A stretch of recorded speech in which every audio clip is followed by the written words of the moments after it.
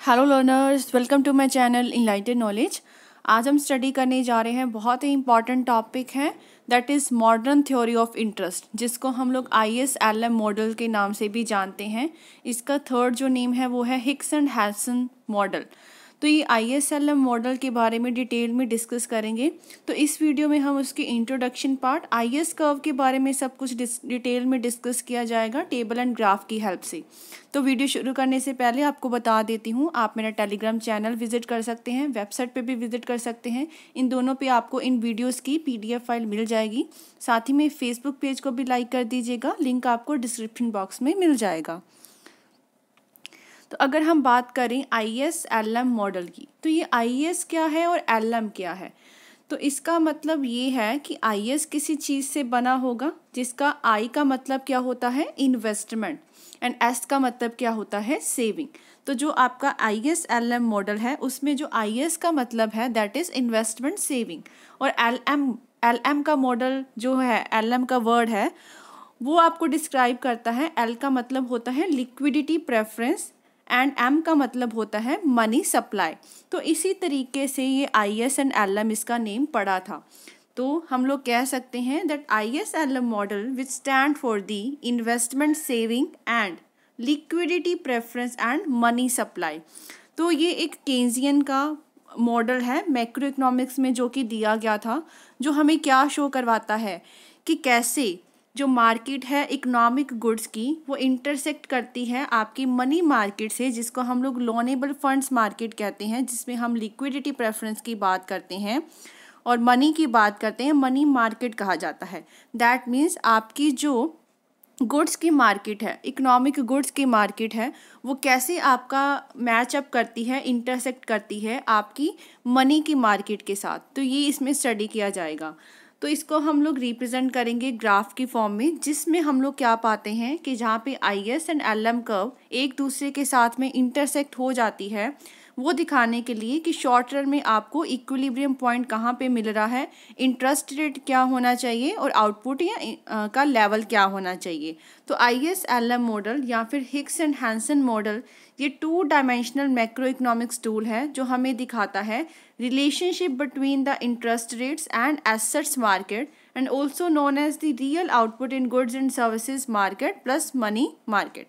तो यही मैंने पहले बताया कि ये आपको रिलेशनशिप शो करता है कि इंटरेस्ट रेट क्या चल रहा है और एसेट्स की मार्केट मतलब मनी मार्केट किस तरीके से काम कर रही है। तो अगर हम लोग ये लेके चलें तो आपकी गुड्स एंड सर्विसेज की मार्केट लेते हैं, आउटपुट की मार्केट लेते हैं, उसी के साथ में हम दूसरी मार्केट लेते हैं that is called the money market.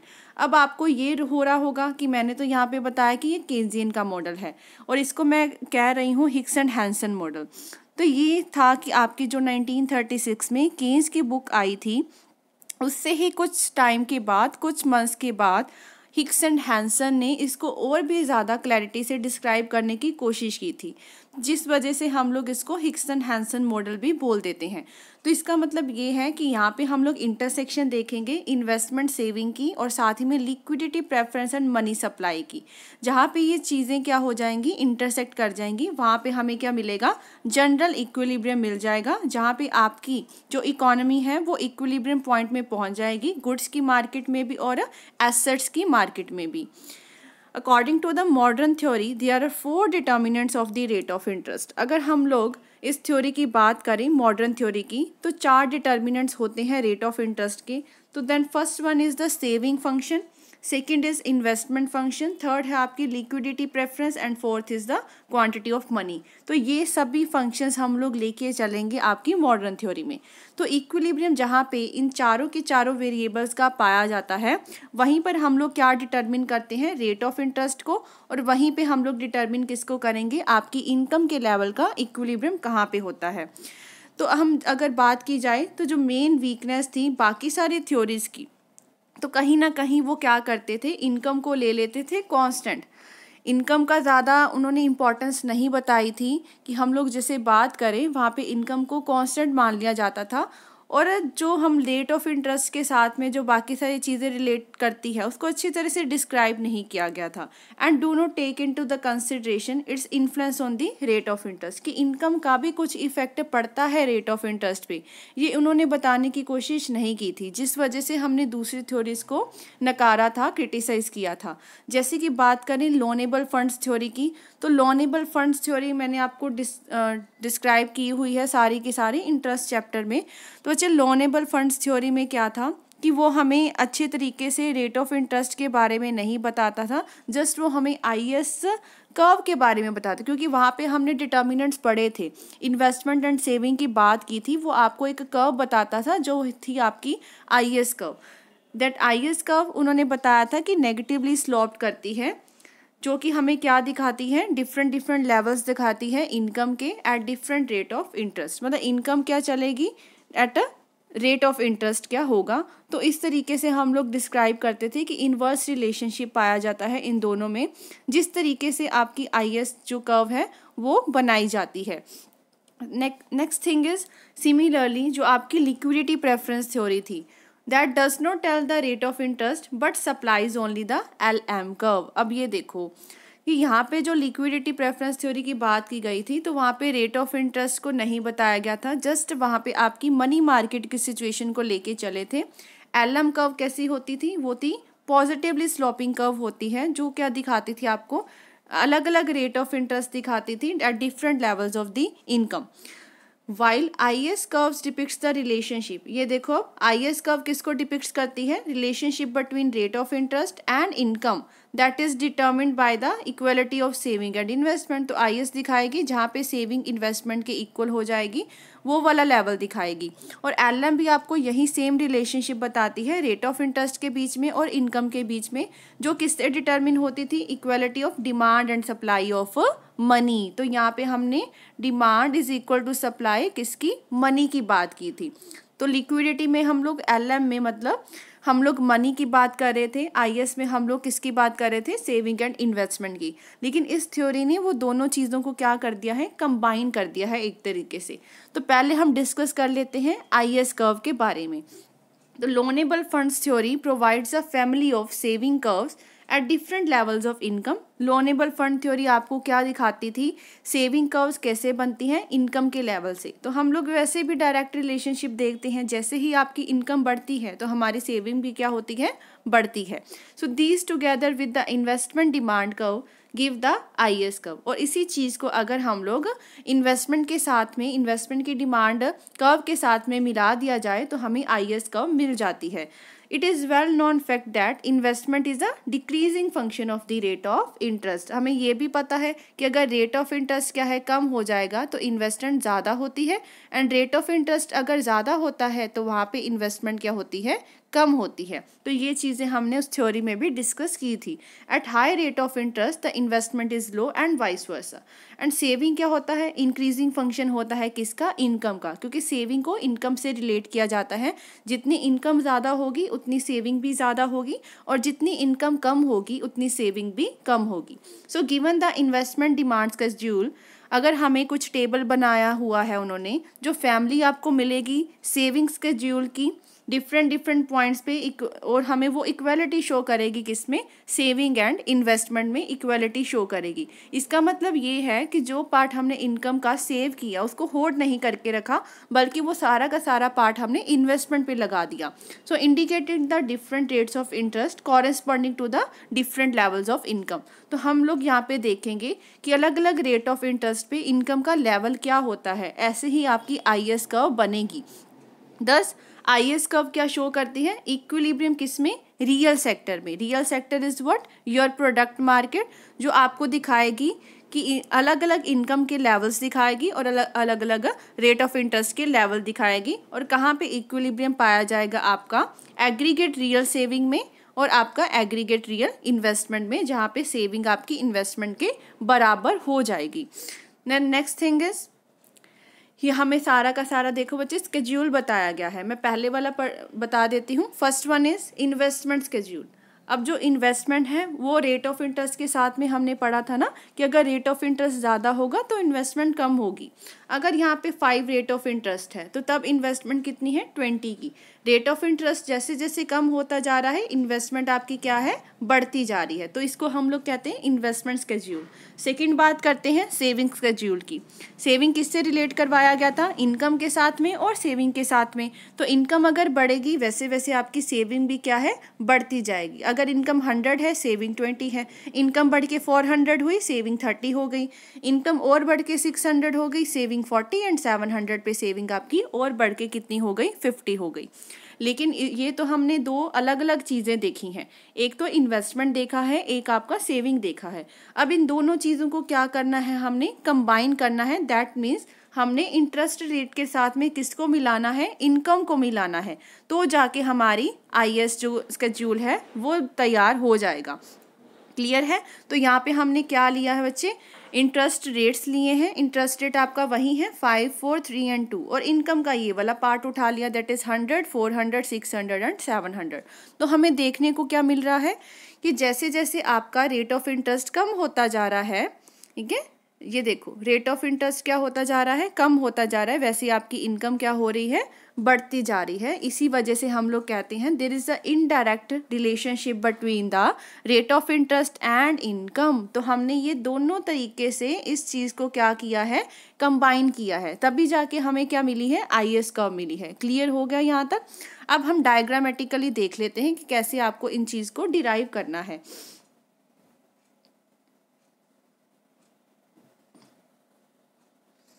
अब देखिए जी, फर्स्ट जो हमने X axis and Y axis लेना है। एक्स एक्सिस पे हम लोग लेंगे सेविंग एंड इन्वेस्टमेंट को, और वाई एक्सिस पे लेना है आपको रेट ऑफ इंटरेस्ट। इन दोनों कर्व पे आपको वाई एक्सिस पे रेट ऑफ इंटरेस्ट को ही लेना है। जो हमने ये सेकंड वाली कर्व बनाई है इसके नीचे आपको लेनी है इनकम, ठीक है, मैं वाई से शो करवा रही हूँ, यहाँ पे आपको लेनी है इनकम। अगर हम लोग फर्स्ट जो आपकी कर्व है उसकी बात की जाए तो हम लोग देख सकते हैं कि यहाँ पे रेट ऑफ इंटरेस्ट हम लोग ले लेते हैं, ये 2% का है, ये आपका 3% है, ये 4 है एंड दैट इज 5%। ये क्लियर हो गया। अब हमने क्या करना है कि सेविंग फंक्शन को बनाना है। तो हमने क्या देखा था कि इनकम बढ़ने से आपकी सेविंग बढ़ती रहती है, ये चीज़ थी। तो सबसे पहले हम इसमें क्या बना लेते हैं, इन्वेस्टमेंट कर्व बना लेते हैं। इन्वेस्टमेंट कर्व कैसे बनेगी कि अगर 5 रेट ऑफ इंटरेस्ट था तो वहाँ पे आपकी इन्वेस्टमेंट का लेवल कितना था, 20 था। 5 पे कितना था राजे, 20 था, ठीक है। उसके बाद में आपका 4 पे आके कितना हो गया, 30 हो गया, ये चीज़ बन गई। तो इसका मतलब हमारी कर्व ऐसे बनेगी, this is our investment curve. लेकिन इसी के साथ में हमें क्या दिखाना है, सेविंग कर्व्स को भी दिखाना है। तो सपोज करो कि आपका यही वाला लेवल है, ठीक है, यहाँ पे क्या है आपकी सेविंग कर्व है। सेविंग कर्व क्योंकि इनकम के साथ में क्या है, इन्वर्सली रिलेट करती होती है, सॉरी इनकम के साथ में उसकी डायरेक्ट रिलेशनशिप होती है। सेविंग बढ़ती है तो इनकम भी आपकी बढ़ती है, ये वाला लेवल हो गया। इसका मतलब जहाँ पे आपने 5 रेट ऑफ इंटरेस्ट को शो करवाया है, यहाँ पे हमारा इनकम का लेवल कितना हो गया, 100, ठीक है, 100 हो गया। नेक्स्ट क्या है आपका, जो रेट ऑफ इंटरेस्ट वाला 4 वाला है, ठीक है, ये 4 वाला पार्ट बनाया हुआ है। यहाँ पे हमारी सेविंग कब आ गई, सेकंड वाली, लेकिन यहाँ पे हमारा इनकम का लेवल कितना हो गया, 400। वैसे ही जब ये वाला पार्ट आया, ठीक है, 3 रेट ऑफ इंटरेस्ट वाला, ये आपकी सेविंग कब थर्ड बन गई, और यहाँ पे आपकी इनकम कितनी है, 400। मतलब हमने दिखाया है कि रेट ऑफ इंटरेस्ट के साथ में सेविंग फंक्शन का रिलेशन कैसा है और इनकम के साथ में सेविंग का रिलेशन कैसा है। तो ये आपकी जो है सेविंग वाली 4th कर्व बन गई, और यहाँ पे आपकी इनकम कितनी आ गई, 700। एक ही डायग्राम में ना उन्होंने सेविंग एंड इनकम का रिलेशनशिप बताने की कोशिश की है, और साथ ही में आपके इन्वेस्टमेंट फंक्शन को बताने की कोशिश की है। मैं दोबारा से एक बार क्लियरली इसको ड्रॉ कर देती हूँ।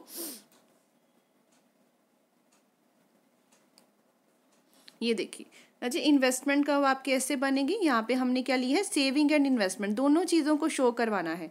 और यहाँ पे क्या है आपका रेट ऑफ इंटरेस्ट था जो हमने लिया था, 2, 3, 4 एंड 5 लिया था।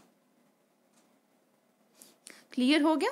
इसके बाद में हमें क्या है, सेविंग कर्व्स को भी दिखाना है वही रेट ऑफ इंटरेस्ट पे। तो अगर 5 है, वहाँ पे आपकी सेविंग कर्व डायरेक्ट रिलेशनशिप बनेगा इनकम और सेविंग कर्व के बीच में, और यहाँ पे आपकी इनकम कितनी है, 100 की इनकम है। वैसे ही अगर ये हम लोग यहाँ पे नीचे की तरफ आ जाए, क्योंकि 4% आ गया आपका, ये हमारी सेविंग कर्व बन गई सेकंड, वहाँ पे आपकी इनकम क्या है, बढ़ती जाएगी। तो इस तरीके से हमें सेविंग कर्व इनकम को डिस्क्राइब किया है। अगर हम लोग सेकंड कर्व की बात करें,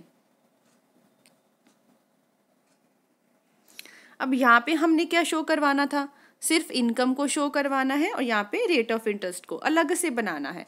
अगर यहाँ पे इनकम आपकी 100 है, यहाँ पे आ गई आपकी 400, नेक्स्ट आ गई आपकी 600 और यहाँ पे साथ ही में आ जाएगी आपकी 700।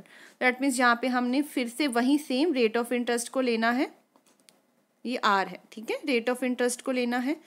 अब बस इसको बना देना है कि 100 पे आपका रेट ऑफ इंटरेस्ट कितना था, 5 था, 400 पे कितना था, 4 था, 3 पे आपका ये आ जाएगा और 2 पे आपका ये आ जाएगा। तो ये कर्व आपकी कैसे बन रही है, इनवर्स रिलेशनशिप दिखा रही है और यही हमारी बनेगी IS कर्व। ये सारे स्केड्यूल की बात की है ए में, और यहाँ पे हमने जस्ट ये वाला बनाया था ना, rate of interest and income के साथ में रिलेशन कैसा है, तो उस चीज़ की हमने यहाँ पे बात की है। क्योंकि ये देखो राजे, जो सेकंड वाला आपको बताया गया है, इसमें हमने कहा इनकम के साथ में सेविंग बढ़ती है। फर्स्ट वाले में क्या बताया गया कि रेट ऑफ इंटरेस्ट के साथ में इन्वेस्टमेंट का क्या रिलेशन था। तो रेट ऑफ इंटरेस्ट के साथ में इन्वेस्टमेंट का रिलेशनशिप आपका क्या होता था, डाउनवर्ड स्लोपिंग। अब ये देखो, जो यहाँ पे पॉइंट्स आ रहे हैं, जहाँ पे ये टच कर रही है, इन सभी पॉइंट्स पे क्या है, आपकी saving is equal to investment ही है। क्लियर है ना। तो ये अलग अलग पॉइंट्स होते हैं जिस वजह से हमने इसके इक्वालिटी ढूंढी है, दैट इज हमारी IS कर्व को ड्रॉ किया है। नेक्स्ट यहाँ पे रजे टेबल की ही बात की गई है कि डेरिवेशन कैसे हुई है आपकी IS कर्व की। अगर फिगर हम लोग फर्स्ट की बात करते थे तो आपकी अलग अलग इनकम लेवल्स होते थे, 100, 400, 600 एंड 700 वाला। तो जो आपकी ये कर्व बन के आई थी S1 Y1 S1 Y2, ठीक है, अलग से ये आपकी क्या होती थी, सेविंग कर्व्स होती थी अलग अलग लेवल इनकम पे। और वैसे ही इक्विलिब्रियम कहाँ पे इस्टेब्लिश होगा, जहाँ पे आपकी सेविंग इन्वेस्टमेंट की इक्वल हो जाएगी। तो फर्स्ट पार्ट की अगर बात हमने की थी कि जहाँ पे 5% रेट ऑफ इंटरेस्ट था, तो 5% रेट ऑफ इंटरेस्ट पे क्या था कि आपका जो इनकम का लेवल होता है, ठीक है, वो आपका 100 था। तो वहाँ पे हमें इक्विलिब्रियम पॉइंट मिला। फिर नीचे नीचे आते जाएंगे, जहाँ जहाँ पे भी वो लाइन टच करवाती जाएगी ना, वहाँ पे आपको इक्विलिब्रियम लेवल मिलता जाएगा।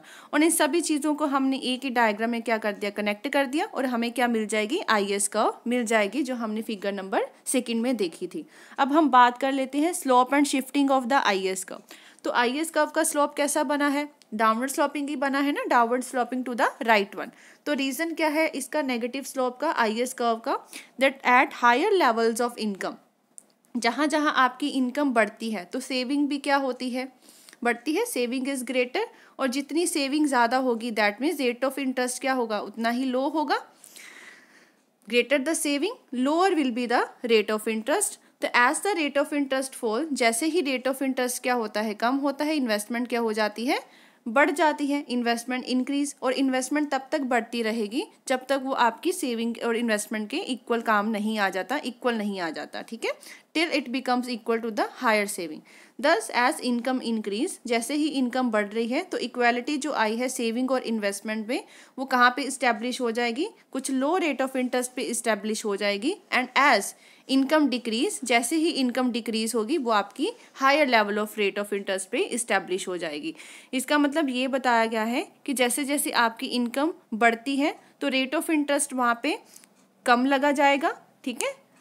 फिगर से हमने मेंशन ही किया था राजा, जहाँ पे 700 वाला आपकी इनकम आई थी वहाँ पे रेट ऑफ इंटरेस्ट क्या था, कम वाला था। और वैसे ही जहाँ पे 100 आपकी इनकम आई थी वहाँ पे रेट ऑफ इंटरेस्ट क्या था, ज़्यादा था। तो जो पोजीशन है IS कर्व की वो किस पे डिपेंड करती है, सेविंग स्केड्यूल पे, और आपकी सेकंड क्या है, इन्वेस्टमेंट स्केड्यूल पे। सेविंग आपकी किस में बनी है, कंजप्शन फंक्शन को लेके, इन्वेस्टमेंट आपकी किसको बनी है, MAC को लेके, मार्जिनल एफिशिएंसी ऑफ कैपिटल को लेके। तो अपवर्ड जो मूवमेंट है इन्वेस्टमेंट स्केड्यूल में, मतलब II में ये वाली चीज़ हमने बनाई थी, II कर्व में अगर कोई अपवर्ड मूवमेंट आ जाती है और downward movement of the saving, या फिर सेविंग में क्या आ जाती है, डाउनवर्ड्स मूवमेंट आ जाती है कॉरेस्पॉन्डिंग अगर देखा जाए तो, या both will raise to the level of income, या दोनों ही बढ़ने लग जाते हैं corresponding to a given rate of interest, consequently आपके जो क्या हो जाएगा, IS कर्व में भी, ये IS कर्व थी, इसमें भी क्या आ जाएगी, शिफ्टिंग आ जाएगी। अगर आपके इन्वेस्टमेंट लेवल में शिफ्टिंग आती है, उसमें मूवमेंट आती है, तो IS कर्व में भी शिफ्टिंग आ जाएगी। अदर वर्ड्स में अगर बात की जाए, अगर प्रॉफिट एक्सपेक्टेशंस बढ़ती है और if the people becomes less thrifty then IS curve will shift to the right. मतलब प्रॉफिट एक्सपेक्टेशन जितनी बढ़ेगी उतनी ही लोग क्या है ज़्यादा इन्वेस्टमेंट करेंगे, तो इन्वेस्टमेंट कर्व भी आपकी राइटवर्ड शिफ्ट हो जाएगी, ठीक है, और आपकी IS कर्व भी राइटवर्ड शिफ्ट हो जाएगी। अगर तो प्रॉफिट क्या है फॉल होने वाले हैं तो आपकी इन्वेस्टमेंट कर्व नीचे आएगी ना, इन्वेस्टमेंट का नीचे आई तो आपकी IS कर्व भी क्या हो जाएगी, नीचे आ जाएगी। तो ये हमने रिलेशनशिप देखना है कि IS कर्व शिफ्ट कैसे कर रही है। वो ज़्यादातर आपका किस पे डिपेंड करता है, इन्वेस्टमेंट कर्व पे डिपेंड करता है, या आपका जो सेविंग स्केड्यूल है वो कैसा बनता है। लेकिन हम क्लैरिटी की अगर बात की जाए तो आप इसको जस्ट इन्वेस्टमेंट फंक्शन के साथ में रिलेट कर सकते हो। तो यहाँ पे हमने इसमें डिस्कस किया है जस्ट आपकी IS फंक्शन के बारे में। तो नेक्स्ट वीडियो में हम लोग डिटेल से LM फंक्शन के बारे में डिस्कस करेंगे। आई होप आपको सब कुछ क्लियर हो गया होगा। अगर वीडियो हेल्पफुल लगी हो चैनल को ज़रूर सब्सक्राइब कीजिए, like share and comment and press the bell icon, ताकि हर वीडियो की नोटिफिकेशन आपको टाइम टू टाइम मिलती रहे। Thank you.